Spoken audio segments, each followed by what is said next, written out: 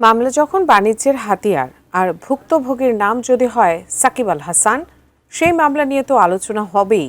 আওয়ামী লীগ সরকারের পতনের পর হত্যা মামলায় আসামি হওয়া বাংলাদেশের ক্রিকেটের এই পোস্টার বয় এবার বিস্ফোরক তথ্য ফাঁস করলেন।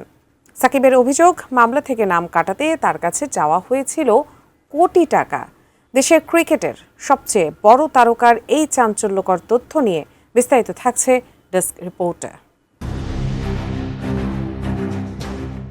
রাজনৈতিক বিতর্ক, একাধিক মামলা এবং দেশে ফেরা নিয়ে অনিশ্চয়তার মধ্যে এবার বিস্ফোরক অভিযোগ তুললেন সাকিব আল হাসান। তার অভিযোগ, মামলার তালিকা থেকে নাম সরিয়ে দেওয়ার আশ্বাস দিয়ে তার কাছে 1 কোটি টাকা দাবি করা হয়েছিল। দেশের একটি শীর্ষস্থানীয় গণমাধ্যমে দেওয়া সাক্ষাৎকারে সাকিব বলেছে 1 কোটি টাকা দিলে আমার নাম কেস থেকে উঠিয়ে দেবে, কিন্তু যারা বলছে তাদের ধারণা নেই যে কেস হয়ে যাওয়ার পর চাইলেই নাম উঠানো যায় না। শেষ পর্যন্ত পুলিশের তদন্তেই ঠিক হবে আমার সম্পৃক্ততা ছিল কিনা। বেস্ট ইনগ্রেডিয়েন্ট ও ইউরোপীয় মেশিনে তৈরি মজাদার কেক ফ্যান্টাস্টিক, যে ফানে সবাইকে টানে। 2024 সালের 5 আগস্ট আওয়ামী লীগ সরকারের পতনের পর জুলাই অভ্যুত্থানে হত্যাকাণ্ডের অভিযোগে দলটির বিভিন্ন নেতাকর্মীর বিরুদ্ধে সারা দেশে মামলা হয়।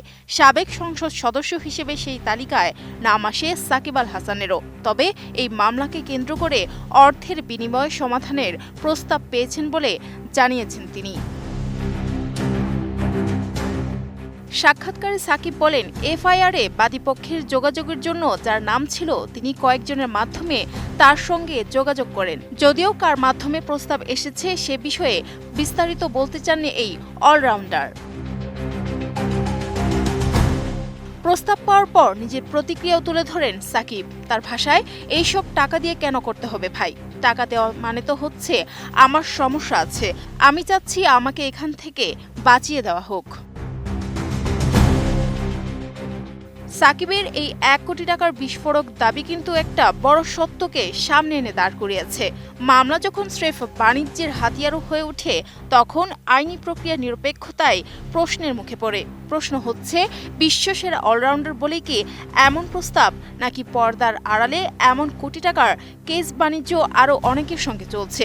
সাকিব টাকা দেননি, তবে তদন্তের নামে আইনের এই খেলা শেষ পর্যন্ত কোথায় গিয়ে থামে সেটাই এখন দেখার অপেক্ষা। Desk report, ATN news.